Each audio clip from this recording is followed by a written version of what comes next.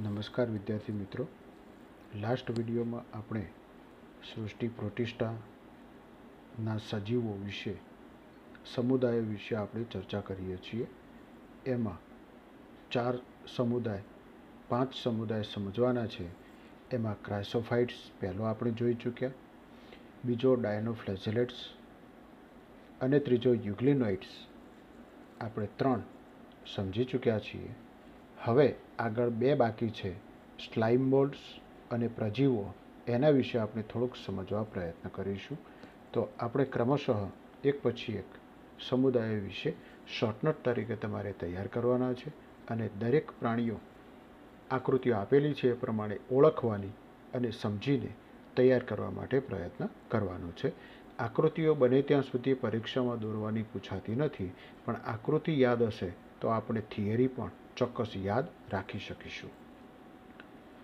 ચોથા નંબરનો સમુદાય છે સ્લાઇમ મોલ્ડ. તો સ્લાઇમ મોલ્ડ વિશે આપણે થોડીક માહિતી મેળવીએ. સ્લાઇમ મોલ્ડ એક પ્રકારના ફૂગ તરીકેની રચના જોવા મળે છે. ફૂગ જેવી જ રચનાઓ છે જે મૃતોપજીવી છે. એટલે કે સ્લાઇમ મોલ્ડ્સ એ મૃતોપજીવી આદિ જીવો છે. મૃત સજીવો ઉપરથી ખોરાક મેળવતા પ્રાથમિક પ્રકારના જીવ તરીકે ઓળખવામાં આવતા હોય છે.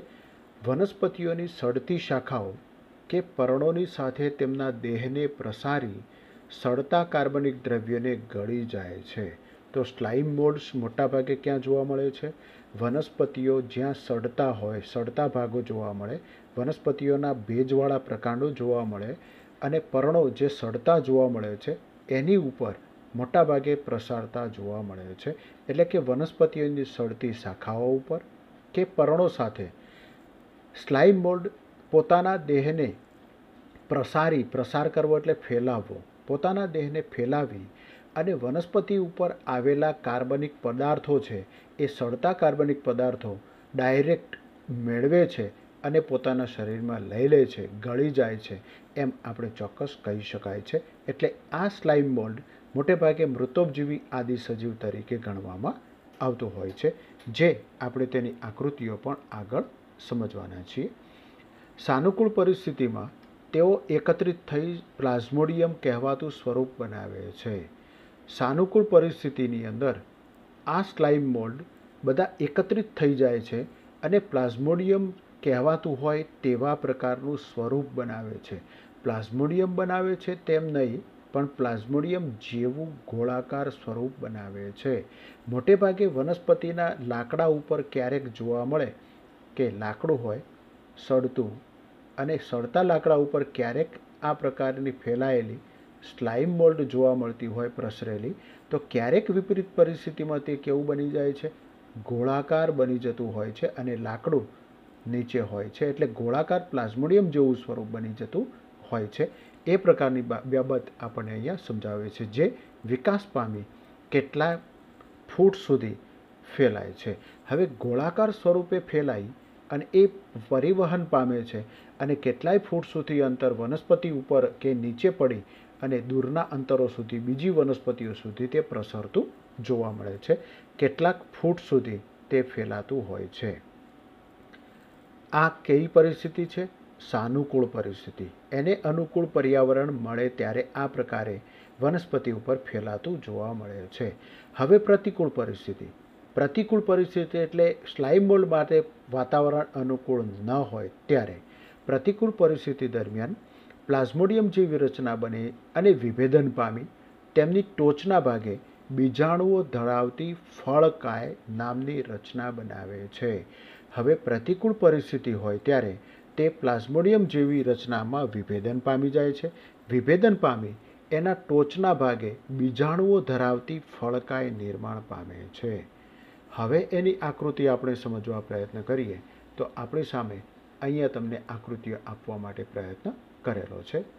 આ ગોળાકાર રચના છે. પ્લાઝ્મોડિયમ જેવી રચનાઓ આપણે ગોળાકાર સ્વરૂપ કહીએ છીએ. સાનુકૂળ પરિસ્થિતિ અને અનુકૂળ પરિસ્થિતિ જ્યારે તેનું ડેવલપમેન્ટ સ્ટેજ આવે છે એ વખતે આ પ્રક્રિયા જોવા મળે છે. આ એક આકૃતિ છે, નામ નથી લખ્યું.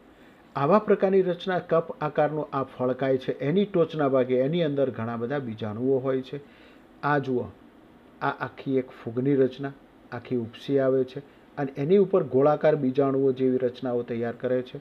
આ લાકડા ઉપર આ વચ્ચેનો ભાગ આખો લાકડાનો ભાગ છે, અહીંયા પણ લાકડાનો ભાગ છે, એની ઉપર આ પ્રકારે આ સ્લાઇમ મોલ્ડ તૈયાર થયેલી જોવા મળે છે. આ પ્રકારની રચનાઓ તમે ઇન્ટરનેટ ઉપર સર્ચ કરશો તો તમને આવી ઘણી બધી રચનાઓ સ્લાઇમ મોલ્ડની જોવા મળશે, જે આપણે જોઈને એમાં આપેલી વિગતો હોય એ સમજવા પ્રયત્નો કરવાનું છે.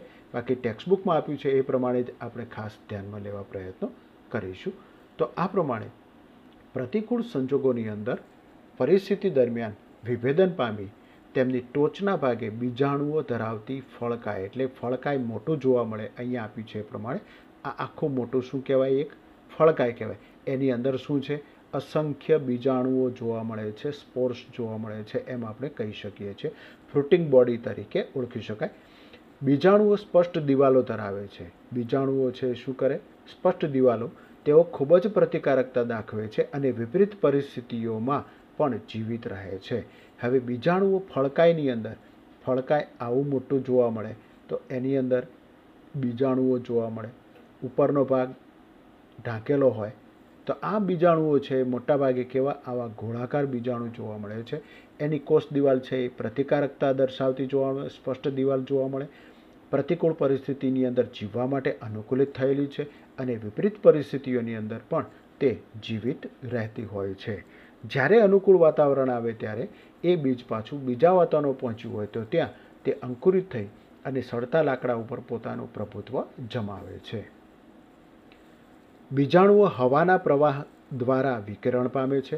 આવા બીજાણુઓ છે એ ખુલ્લા પડે, સૂકા હોય, હવા આવે પવન દ્વારા તે તરત જ ત્યાંથી ઉડીને બીજું સ્થાન બદલી બીજી જગ્યાએ પહોંચી જતા હોય છે. સ્લાઇમ મોલ્ડ્સ કેટલાક પ્રાણી જેવા અને કેટલાક વનસ્પતિ જેવા લક્ષણો ધરાવે છે. હવે સ્લાઇમ મોલ્ડ છે એ મોટે ભાગે કેવા લક્ષણો? પ્રાણી જેવા લક્ષણો ધરાવે છે અને કેટલાક વનસ્પતિ જેવા પણ લક્ષણો ધરાવતા જોવા મળે છે. હવે એ કેવા પ્રકારના લક્ષણો છે એને આપણે થોડુંક આગળ આપ્યું એ પ્રમાણે જોતા જઈએ. પ્રાણીઓની જેમ તેમનો વાનસ્પતિક દેહ અને વનસ્પતિઓની જેમ તેમની પ્રાજનનિક અવસ્થા, કોષ દિવાલનો અભાવ, અમીબીય હલનચલન અને પોષણ પદ્ધતિને કારણે કેટલાક વૈજ્ઞાનિકો તેમને પ્રાણી ગણે છે.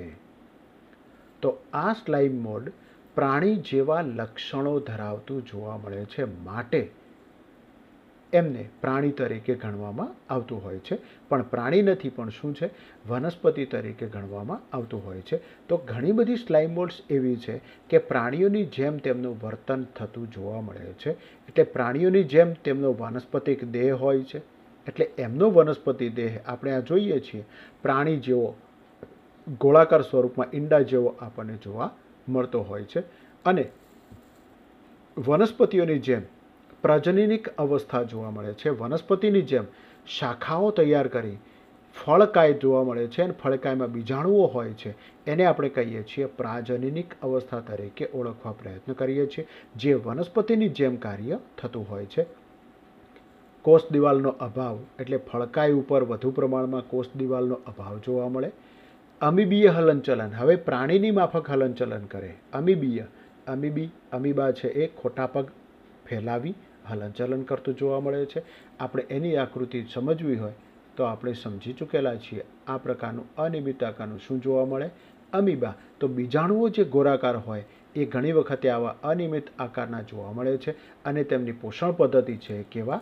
લાકડા ઉપર રહેલા મૃત કાર્બનિક પદાર્થોને ગ્રહણ કરવાનું કાર્ય છે. એટલે ઘણા વૈજ્ઞાનિકો તેમને શું ગણે છે? પ્રાણી તરીકે ગણે છે. હવે તેમના બીજાણુઓની ફરતે સેલ્યુલોઝની કોષ દિવાલ હોય છે. હવે બીજાણુ આપણે જોઈ ચૂક્યા છીએ, જે આ ગોળાકાર બધા બીજાણુઓ છે એ બીજાણુઓની તેમની ફરતે ચારે બાજુ શું જોવા મળે છે? ગોળાકાર બીજાણુની ફરતે ચારે બાજુએ સેલ્યુલોઝની બનેલી કોષ દિવાલ, કારણ કે વનસ્પતિની રચના બીજાણુ વિપરીત પરિસ્થિતિમાં પણ સચવાય છે. તો એ દિવાલ કઈ છે? સેલ્યુલોઝની બનેલી કોષ દિવાલ જોવા મળે છે. ફૂગની જેમ હરિત દ્રવ્યનો અભાવ છે, કારણ કે આ સ્લાઇમ મોલ્ડની અંદર હરિતકણ જોવા મળતો નથી. હરિત દ્રવ્યનો અભાવ છે, એટલે જ તેને મૃતોપજીવી તરીકે ઓળખવામાં આવે છે કે સડતા લાકડા ઉપર રહેલા કાર્બનિક ઘટકો પોષણ માટે ગ્રહણ કરતા હોય છે. બીજાણુક સ્વરૂપ એટલે બીજાણુઓ ઉત્પન્ન કરનારા સ્વરૂપ તરીકે ઓળખાય અને પ્રાથમિક ફૂગની જેમ પ્રજનનને કારણે તેમનો અભ્યાસ વનસ્પતિ સાથે કરવામાં આવતો હોય છે. તો આ એના વાનસ્પતિક લક્ષણો જોવા મળે છે. ક્યારેક પ્રશ્ન પૂછાય કે સ્લાઇમ મોલ્ડમાં પ્રાણીજ લક્ષણો અને વાનસ્પતિક લક્ષણો દર્શાવો. તો આપણે આગળની લીટીમાં જોઈ ચૂક્યા છીએ એ પ્રાણીજ લક્ષણો છે. હવેની લીટીમાં આવે છે એ વનસ્પતિ લક્ષણો તરીકે ઓળખવા પ્રયત્ન કરીએ છીએ. તો બીજાણુક વનસ્પતિ પ્રાથમિક પ્રકારની ફૂગ જેમ તૈયાર થતી હોય તેમ પ્રજનન પામી અને તેમનો અભ્યાસ વનસ્પતિ સાથે કરવામાં આવતો હોય છે. તો આ પ્રકારની રચના આ સ્લાઇમ મોલ્ડની અંદર જોવા મળે છે. એની વિશિષ્ટ પ્રકારની આકૃતિઓ 4 પ્રકારની મેં અહીંયા દર્શાવવા પ્રયત્ન કરેલો છે. ફક્ત નામ આપેલું છે સ્લાઇમ મોલ્ડ્સ. સ્લાઇમ મોલ્ડની વિવિધ પ્રકારના સ્લાઇમ મોલ્ડ જોવા મળે છે. એ બધી આકૃતિ લઈ અહીંયા મેં મૂકવા પ્રયત્ન કરેલો છે. ચોપડીની અંદર આપણને આકૃતિઓ આપી નથી, પણ અહીંયા મેં તમને આપી છે, જે સમજવા પ્રયત્ન કરજો. હવે એક મહત્વનો પોઈન્ટ આપણે સમજવા પ્રયત્ન કરવાનો છે. સ્લાઇમ મોલ્ડ ત્યાં પૂરું થાય છે. વધુ વખત અને અતિ અગત્યનો ક્વેશ્ચન્સ આપણે કહી શકાય એટલે પ્રજીવો તરીકે ઓળખાય છે. એ વેરી ઇમ્પોર્ટન્ટ કહી શકાય અને વધુ વખત પરીક્ષાની અંદર પૂછાઈ ચૂકેલો છે. એટલે આપણે દરેકે આ પ્રજીવો વિશેની માહિતી તૈયાર કરવા પ્રયત્ન કરવાનો છે. દરેકે યાદ પણ રાખવાનું છે. બધા જ પ્રજીવો પ્રોટોઝુઅન્સ, પ્રજીવને અંગ્રેજીમાં પ્રોટોઝુઅન્સ તરીકે ઓળખાય છે. કેવા છે? વિષમપોષીઓ. વિષમપોષી એટલે જુદા જુદા પ્રકારનો ખોરાક તરીકે ઉપયોગ તે કરતા હોય છે. હેટરોટ્રોપસ તરીકે ઓળખાય છે. અને ભક્ષકો પ્રેડેટર્સ કે પરોપજીવીઓ પેરાસાઇટ્સ તરીકે જીવન જીવતા હોય છે. એટલે ઘણા બધા પ્રજીવો જે આપણા વિશ્વમાં જોવા મળે છે એ વિષમપોષીઓ છે. કેટલાક ભક્ષકો તરીકે હોય છે અને કેટલાક પરોપજીવીઓ તરીકે પણ તે પોતાનું જીવન જીવતા હોય છે. તેઓને પ્રાણીઓના આદિ સંબંધીઓ માનવામાં આવે છે. મોટા કદના જે પ્રાણીઓ જોવા મળે છે એ પ્રાણીઓના આદિ સંબંધીઓ તરીકે જોવા મળે છે. કોણ? પ્રજીવો તરીકે ઓળખવામાં આવતા હોય છે. પ્રોટોઝુઅન્સના મુખ્ય પ્રકારો છે. તો પ્રોટોઝુઅન્સના મુખ્ય 4 મોટા પ્રકારો છે, મોટા જૂથ છે, ગ્રુપ્સ છે. એક અમીબિયાસમ પ્રોટોઝુઅન્સ, બીજું છે કશાધારી પ્રોટોઝુઅન્સ, ત્રીજું છે પક્ષમધારી પ્રોટોઝુઅન્સ અને ચોથું છે બીજાણુધારી પ્રોટોઝુઅન્સ. આ 4 તૈયાર કરવાના છે અને એક્ઝામની અંદર પૂછાય છે. તો દરેકે આ 4 તૈયાર કરી અને યાદ રાખવા માટે પ્રયત્ન કરશે. પહેલો પ્રકાર એમાં જોઈશું આપણે અમીબાસમ પ્રોટોઝુઅન્સ. મેં આકૃતિઓ પણ એની સાથે મૂકી દીધી છે, પણ ચોપડીની અંદર આપણને કોઈ પણ પ્રકારની કોઈ 4માંથી કોઈના પ્રકારમાં આકૃતિ આપવા પ્રયત્ન કર્યો નથી. ફક્ત ટૂંકનોટ લખીને આપી દીધી છે. આકૃતિ તમારી સમજ માટે છે અને થિયરી છે તમારી પરીક્ષામાં લખવા માટે છે. એટલે દરેકે થિયરી તૈયાર કરવાની છે. પહેલું જોઈશું અમીબાસમ પ્રોટોઝુઅન્સ. એનું નિવાસ સ્થાન પહેલું. તો અમીબાસમ પ્રોટોઝુઅન્સ છે, પ્રજીવો છે, ક્યાં વસવાટ કરે? તો મીઠા પાણીમાં, ખારા પાણીમાં એટલે કે દરિયામાં અને ભીની જમીનમાં. 3 જગ્યા ઉપર. એક મીઠા પાણીમાં, ખારા પાણીમાં અને ભીની જમીન ઉપર વસવાટ કરે. તેઓ શિકાર તરફ ખસી ખોટા પગ પ્રસારીને શિકારને પકડે છે. હવે અમીબા વિશે આગળ થોડીક આપણે વાત કરી કે એને અમીબાનો સામાન્ય આકાર આપણને જોવા મળે છે. કેવો? આ પ્રમાણેનો અનિયમિત આકાર આપણને જોવા મળે છે. દરેકના આ જે ભાગ આપણને જોવા મળે છે એને આપણે ખોટા પગ તરીકે ઓળખવા પ્રયત્ન કરીએ છીએ. અહીં આપ્યું છે સ્યુડોપોડ્સ તરીકે ઓળખાય છે. સ્યુડોપોડ્સ એટલે ખોટા પગ તરીકે આપણે ઓળખીએ છીએ. એના દ્વારા એ ખસે છે અને શિકારને પકડવા પ્રયત્ન કરે છે. અહીંયા આ શિકાર છે. હવે આ 2 ખોટા પગ છે પ્રસરાવે છે, લાંબા કરે છે. એ પ્રસરાવે છે અને શિકારને અંદર લઈ લેવા પ્રયત્ન કરે છે. હવે આ શિકાર આ પ્રમાણે ઘડી અને અહીંયા નીચે આકૃતિ આપેલી છે એ પ્રમાણે એની અંદર સમાવી લેવા પ્રયત્ન કરે છે. દાખલા તરીકે અમીબા આ પ્રકારે કાર્ય કરે છે. તેઓ વિષમપોષી કે પ્રાણી સંપોષણ ધરાવે છે. હવે આવા પ્રકારના પ્રાણીઓ છે, કેવા છે? વિષમપોષી અથવા પ્રાણી સંપોષણ ધરાવતા જોવા મળે છે, જે આપણને અહીંયા આપવા પ્રયત્ન કરી દીધો છે. ખારા પાણીના સ્વરૂપો તેમની સપાટી પર સિલિકા આવરણો ધરાવે છે. હવે ખારા પાણીની અંદર વસવાટ કરતા જે અમીબાઓ છે એ એમની સપાટી ઉપર એક આવરણ બનાવે છે. આ પ્રમાણે એની ઉપર શું બનાવે? પાતળું આવરણ બનાવી દે છે, જેથી ખારા પાણીમાં આવેલા ક્ષાર દ્વારા તેમના શરીર દિવાલને કોઈ પણ પ્રકારનું નુકસાન ન થાય એવા પ્રકારની આ ક્રિયા એમાં થતી જોવા મળે છે. અને વિષમપોષી છે, જુદા જુદા પ્રકારનો ખોરાક તરીકે ઉપયોગ કરે અથવા સૂક્ષ્મ જીવાણુઓનો ખોરાક તરીકે તે ઉપયોગ કરે છે, જેને પ્રાણીસમ તરીકે ઓળખીએ છીએ. હવે સિલિકાનું આવરણ ધરાવતા હોય તેવા જે પ્રાણીઓ છે એને પોલિસ્ટોમેલા તરીકે ઓળખવામાં આવે છે. અમીબાની સાથે આવેલા આ પ્રકારની રચના ધરાવે છે, જેને પોલિસ્ટોમેલા. તેમાંના કેટલાક પ્રાણીઓ એવા છે જે પરોપજીવી છે, બીજા ઉપર આધાર રાખીને પોતાનું જીવન જીવતા જોવા મળે છે, જે પરોપજીવી તરીકે, જેને એન્ટામીબા તરીકે ઓળખવામાં આવે છે. તો એન્ટામીબાની આકૃતિ આપણને નીચે અહીંયા આપવા પ્રયત્ન કરેલો છે. લખ્યું છે એન્ટામીબા હિસ્ટોલિટિકા તરીકે ઓળખવામાં આવતું હોય છે. એની આકૃતિ આ પ્રમાણે એન્ટામીબા છે. અને આ અમીબાની આકૃતિ મેં અહીંયા 2 જ આકૃતિ આપી છે, બીજી આકૃતિઓની જરૂરિયાત નથી. તમે પોતે ગૂગલ ઉપર, નેટ ઉપર સર્ચ કરી અને એ આકૃતિઓ જોવી હોય તો તમે જોઈ શકો છો. તો આ પ્રકારે એક અમીબા માટે, બીજું પોલિસ્ટોમેલા અને ત્રીજું એન્ટામીબા માટે આ રચના આપેલી છે. ત્યાર પછી પ્રજનન. તો એ પ્રજનન કેવી રીતે કરે છે? તો અલિંગી પ્રજનન કરતા જોવા મળે છે, દ્વિભાજન કે બહુભાજન. હવે દ્વિભાજન કેવી રીતે થાય? આ અમીબા છે એનું વચ્ચે કોષ કેન્દ્રની સાથે એક સરખા ભાગમાં 2 ભાગમાં વિભાજિત થઈ જતું જોવા મળે છે અને 2 અલગ અલગ રીતે વિભાજિત થઈ જતા હોય છે. એને આપણે કહીએ છીએ દ્વિભાજન. એવી રીતે એક જ ભાગેથી થાય, એવી રીતે 2 કે 3 ભાગેથી વિભાજન થતું જોવા મળે તો એને આપણે શું કહીએ? બહુભાજન તરીકે ઓળખી શકીએ છીએ.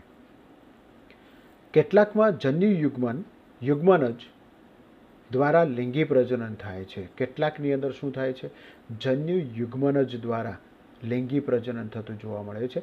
જન્યુ યુગ્મનજ એટલે કે અંદર આવેલું કોષ કેન્દ્ર જન્યુ તરીકે વર્તન કરે અને 2 જન્યુ એકબીજા સાથે જોડાઈ અને એક મોટું ફલિતાંડ બનાવે અને એમાંથી આખું એક સજીવ તૈયાર થાય. એને આપણે કહીએ છીએ જન્યુ યુગ્મનજ દ્વારા થતું લિંગી પ્રજનન કહીએ છીએ. દાખલા તરીકે પોલીમિક્સા આ એક પ્રાણીનું નામ છે, વનસ્પતિનું નામ છે, જે આપણે ધ્યાનમાં લઈ શકીએ. અમીબાસમ પ્રોટોઝુઅન્સ તરીકે ઓળખવામાં આવતું હોય છે. તેઓ એક કોષકેન્દ્રી કે બહુકોષકેન્દ્રી હોય છે. આ એક કોષકેન્દ્રી છે. અહીંયા પણ એક જ ન્યુક્લિયસ જોવા મળે છે. કોષકેન્દ્ર આપણને આપવા પ્રયત્ન કરેલો છે, પણ એવા બહુકોષકેન્દ્રી જોવા મળતા હોય તો પ્લાઝ્મોડિયમ જેવી રચના ધરાવતા એમાં જોવા મળતા હોય છે. અમીબા પણ ઘણી વખતે બહુકોષકેન્દ્રી બની જતા હોય છે. તો આ પ્રકારની રચના અમીબાસમ પ્રોટોઝુઅન્સ તરીકે ઓળખવામાં આવતું હોય છે. ત્યાર પછી આગળ જોઈએ કશાધારી પ્રોટોઝુઅન્સ. કશા ધરાવતા જોવા મળે છે. આકૃતિ પણ તમે બધા અહીંયા સાથે જોઈ શકો છો. તમને ચોક્કસ આ બાબતનો ખ્યાલ આવી જશે. હવે કશાધારી પ્રોટોઝુઅન્સ છે એના લક્ષણો શું છે? તો પહેલાં આપણને એના લક્ષણ આપી દીધા છે. તો આ જૂથના સભ્યો મુક્તજીવી, ફ્રી લિવિંગ કે પરોપજીવી છે. તો આ જૂથના સભ્યો કેવા છે? મુક્તજીવી, પોતાની રીતે પાણીમાં મુક્ત રીતે જીવતા સજીવ તરીકે જોવા મળે છે. અથવા કોઈ મોટા કદનું પ્રાણી હોય તો એને શરીર સાથે ચોંટી જઈ પરોપજીવન ગુજારતા જોવા મળે છે. પ્રચલન માટે એક અથવા વધારે કશાઓ ધરાવે છે. તો આ પ્રાણીઓમાં પ્રચલન કરવું હોય આ પ્રાણીને તો એક કશા જોવા મળે છે. એ આપણા શરીરમાં આવેલા રુધિરમાં આરબીસીની આજુબાજુ આ પ્રાણી જોવા મળે છે, જેને આપણે કશાધારી પ્રોટોઝુઅન્સ પ્રજીવ તરીકે ઓળખાય છે અને વચ્ચે વચ્ચે આ પ્રમાણે ફેલાતું જોવા મળે છે. તો આ એક રચના દર્શાવતું જોવા મળે છે. આ જે ગોળાકાર રચના આપણને જોવા મળે છે એ બધા રક્તકણો આરબીસી તરીકે ઓળખવામાં આવે છે. એટલે અહીંયા આપણને નામ આપેલું છે આરબીસી. એમાં જોવા મળતો આ પ્રોટોઝુઅન્સ જે અહીંયા આપેલું છે. હવે પ્રોટોઝુઅન્સની અંતઃસ્થ રચના આપણને કરીને આપેલી છે. અંતઃકોષરસ જાળ, બાહ્ય કોષરસ જાળ, સંચિત ખોરાકની કણિકાઓ જે અંદર ખોરાક સંચિત થતો હોય, છાદી એટલે બહારનું આવરણ જોવા મળે છે તે. એની ઉપર આ તરંગિત જે દિવાલ જોવા મળે છે તરંગિત ઝીલી પટલ તરીકે ઓળખવામાં આવે છે. આડું એક પટલ એવી તરંગિત રીતે ગોઠવાયેલું જોવા મળે અને મોટું એક કોષ કેન્દ્ર આવેલું છે અને પાછળ એક કશા આવેલી જોવા મળતી હોય છે, જે પ્રચલન કરવા માટે એક અથવા વધારે કશાઓ ધરાવે છે. પોષણ કેવી રીતે મેળવે છે? તો મોટાભાગના કશાધારી વિષમપોષી કે મૃતોપજીવી હોય છે. એટલે મોટાભાગના જે કશાધારી પ્રોટોઝોઅન્સ છે કેવા છે? વિષમપોષી અને મૃતોપજીવી. જે આગળ આપણને આપી દીધા છે એ પ્રમાણે વિષમપોષી અને મૃતોપજીવી તરીકે તેઓમાં સંચિત ખોરાક તરીકે શું જોવા મળે છે? ગ્લાયકોઝન આવેલું હોય છે.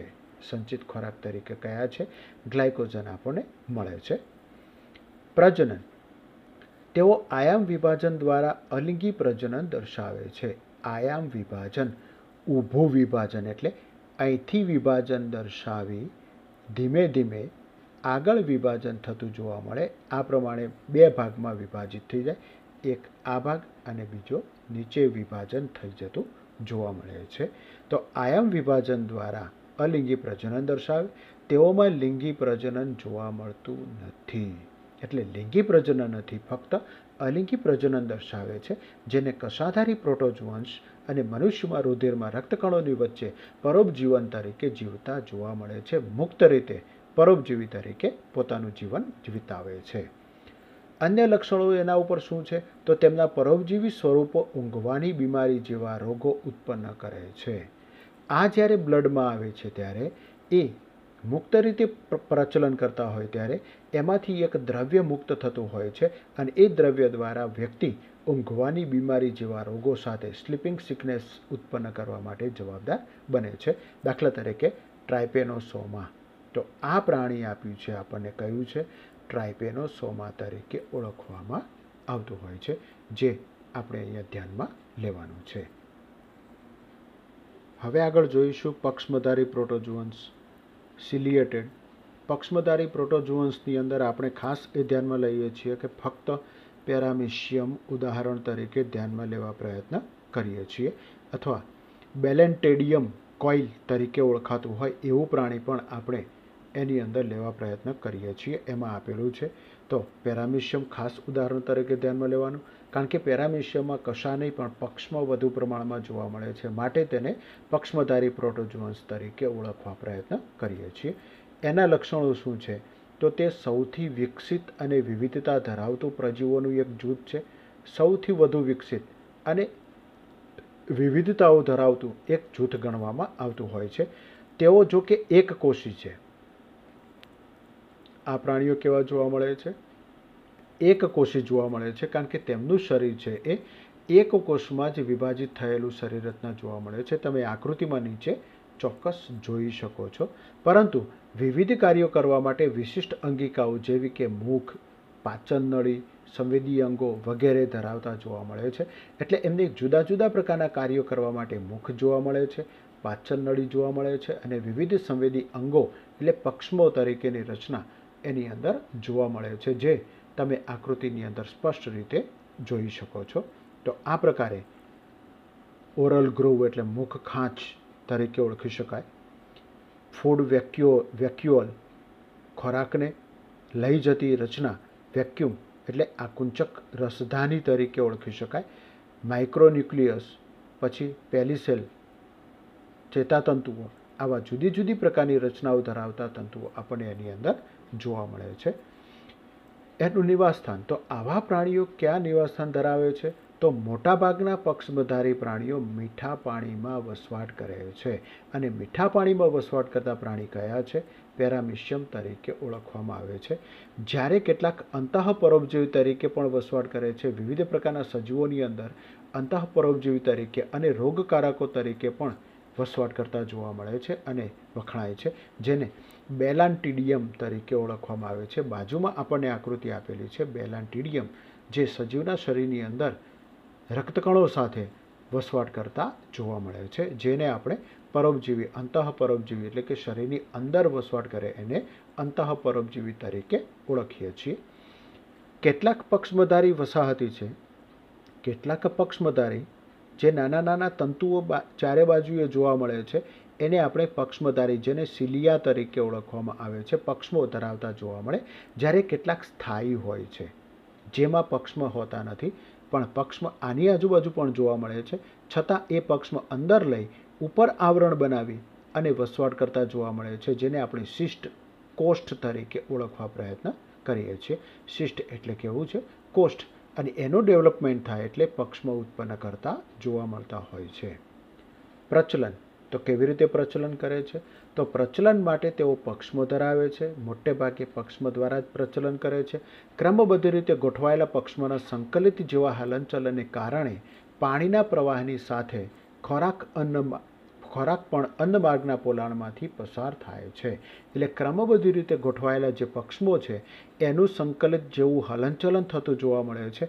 આ બધા પક્ષમો છે એ સંકલિત રીતે જે હલનચલન કરતા જોવા મળે છે એના દ્વારા પાણીના પ્રવાહ સર્જાય છે, અને પાણીના પ્રવાહની સાથે સાથે ખોરાક એના મુખ ખાંચની અંદર દાખલ થાય છે. આ બે ખોરાકના ઘટકો છે જે મુખમાં દાખલ થઈ અને અન્નમાર્ગની અંદર આગળ વહન પામે છે. આ ખોરાક અન્નમાર્ગમાં આવી તેની પાચનની ક્રિયાઓ કરે છે. પાચનની ક્રિયા કરી ખોરાક દાખલ કરે અને વધારાનો ખોરાક અહીંયા લાવી અને અહીંથી તેને બહાર મુક્ત કરવા માટે પ્રયત્ન કરતા હોય છે. તો આ પ્રમાણે અન્નમાર્ગના પોલાણમાં પસાર થાય છે, એટલે કે ખોરાક છે એ અન્નમાર્ગના પોલાણની અંદર આગળ વહન પામતો હોય છે. પોષણ. કશાધારીઓ મુખ્યત્વે વિષમપોષી અને પોષણ પદ્ધતિ ધરાવતા જોવા મળે છે. પ્રાણીસમ પોષણ પદ્ધતિ ધરાવે છે. કશાધારીઓ છે એ મોટાભાગે કેવા વિષમપોષી જુદા જુદા ઘટકોનો ખોરાક તરીકે ઉપયોગ કરે અને મોટેભાગે સૂક્ષ્મ જીવાણુઓનો ખોરાક તરીકે ઉપયોગ કરે છે, જેને પ્રાણીસમ પોષણ પદ્ધતિ તરીકે ઓળખી શકીએ છીએ. પાચન કોષાંતરીય પ્રકારનું. કોષાંતરીય પાચન એટલે કે કોષની અંદર જ તેનું પાચન થતું જોવા મળે છે અને અન્નધાનીઓમાં થાય છે. આ આપણે શું કહી શકાય? અન્નધાની. કોષની અંદર અન્નધાનીની અંદર તેનું પાચન થતું જોવા મળે છે. શરીરની બહાર ખુલતું મુખ ધરાવે છે. શરીરની બહાર જે ખુલે છે એ શું છે? આ મુખ તરીકે ઓળખવાનો પ્રયત્ન કરાય છે. પ્રજનન કેવી રીતે કરે? તેઓ અલિંગી અને લિંગી એમ બંને પ્રકારનું પ્રજનન દર્શાવે છે. અલિંગી પ્રજનન કરે તો તેનું આયમ વિભાજન થઈ પ્રજનન કરે, બે ભાગમાં વહેંચાય છે અને દરેક ભાગ પુખ્ત પ્રાણી તરીકે વિકાસ પામે છે. લિંગી પ્રજનન એટલે એના કોષ્ઠ બને અને કોષ્ઠ દ્વારા બીજાણુ તરીકે ઓળખાય અને બીજાણુઓ એકબીજામાં વિલીન થઈ અને જાયગોટ બનાવી એમાંથી નવું પ્રાણી બનાવે, એને આપણે લિંગી પ્રજનન તરીકે ઓળખીએ છીએ, જે આ પ્રાણીઓ તમે જોઈ શકો છો. હવે આગળ જઈએ. બીજાણુધાણી પ્રોટોઝોઅન્સ, જે ચોથા નંબરના પ્રજીવ તરીકે ઓળખવામાં આવે છે. બીજાણુ ઉત્પન્ન કરતા પ્રોટોઝોઅન્સ તરીકે ઓળખી શકાય. એનું ઉદાહરણ મોટે ભાગે આપ્યું છે આપણને પ્લાઝ્મોડિયમ. પ્લાઝ્મોડિયમ હંમેશા આવું પ્લાઝ્મોડિયમ આપણે જોતા નથી.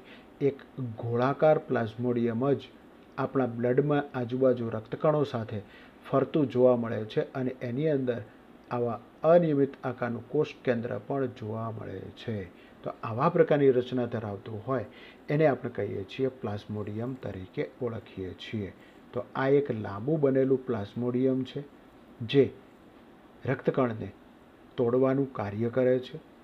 બીજાણુધારી પ્રોટોઝોઅન્સ તરીકે ઓળખાય છે. આ સમૂહ વિવિધ સજીવોનો સમાવેશ કરે છે કે જેઓ તેમના જીવનચક્રમાં ચેપી બીજાણુઓ જેવો તબક્કો ધરાવે છે. એટલે ચેપી બીજાણુઓ તૈયાર કરે છે. હવે ચેપી બીજાણુઓ કઈ રીતે તૈયાર થાય? તો આ કોષ્ઠન પામે ત્યારે એની અંદરના ભાગમાં આ બીજાણુ ગોળાકાર હોય એટલે એની અંદર આવેલું કોષ કેન્દ્ર છે એ નાના નાના ગોળાકાર કોષ કેન્દ્રોમાં વિભાજિત થઈ જતું હોય છે અને વધુ પ્રકારમાં આવા કોષ કેન્દ્રોની આજુબાજુ એની અંદર આવેલો કોષરસ શું થાય છે? વીંટળાઈ જાય છે અને સમય જતાં અહીંથી આ તૂટે એટલે આપણે તૂટેલો ભાગ બતાવીએ અને એમાંથી આ પ્રકારના કોષ કેન્દ્રો વિખેરાઈ જતા જોવા મળે છે. તો આ દરેક કોષ કેન્દ્રો જે બહાર વિખેરાય છે એને આપણે શું કહીશું? બીજાણુઓ તરીકે ઓળખવામાં આવતા હોય છે.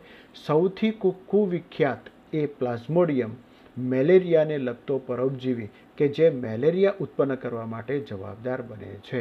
કદાચ તમે એનું ઓળખતા હશો, પ્લાઝ્મોડિયમ વાઇવેક્સ અથવા પ્લાઝ્મોડિયમ ફાલ્સીફેરમ તરીકે ઓળખવામાં આવતું હોય છે.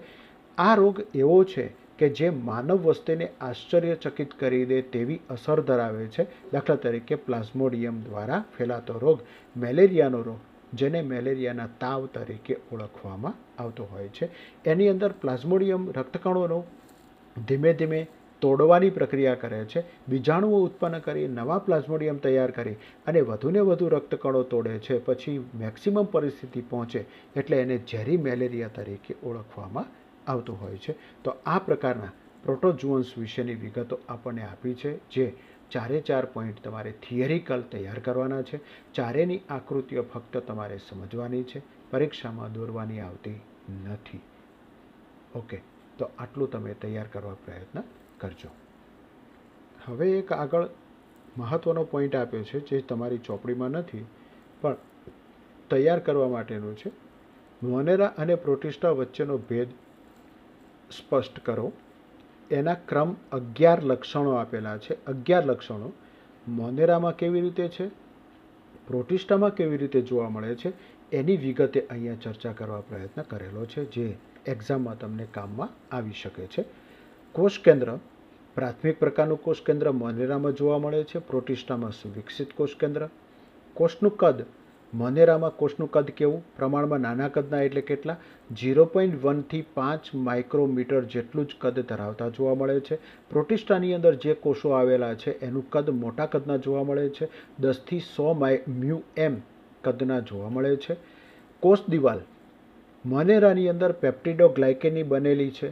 મોનેરામાં કેવી કોષ દિવાલ જોવા મળે, પેપ્ટિડોગ્લાયકેનની બનેલી જોવા મળે છે, જ્યારે પ્રોટિસ્ટામાં સેલ્યુલોઝની બનેલી જોવા મળે છે. કશા, જો હોય તો એક કશા મોનેરામાં અને પ્રોટિસ્ટામાં જો હોય તો 11 સૂત્રીય એટલે વધુ પ્રમાણમાં 11 જેટલી કશાઓ જોવા મળતી હોય છે. કવચ, એકાંકી, ઉપરના ભાગમાં જોવા મળતું એક જ કવચ જોવા મળે છે, જ્યારે આમાં પ્રોટિસ્ટામાં બેવડું કવચ, ડબલ દિવાલ જોવા મળે છે, એમ કહેવું હોય તો કહી શકાય છે. રિબોઝોમ્સ, મોનેરામાં હોય તો 70S પ્રકારના, આ એનું રિબોઝોમનું માપ છે. 70S, S એટલે સ્વેડનબર્ગ એકમ તરીકે છે, જે 70S પ્રકારના જોવા મળે છે, જ્યારે પ્રોટિસ્ટામાં કોષરસી રિબોઝોમ્સ છે, પણ કેવા, મોટા કદના એટલે 80S પ્રકારના જોવા મળે છે.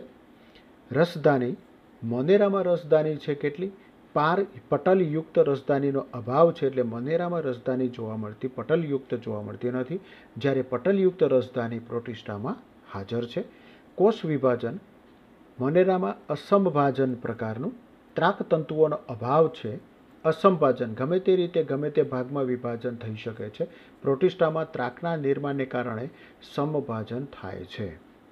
લિંગી પ્રજનન, મોનેરામાં અભાવ છે, પ્રોટિસ્ટામાં હાજર છે. લિંગી પ્રજનન પ્રોટિસ્ટામાં થાય છે, મોનેરામાં થતું નથી.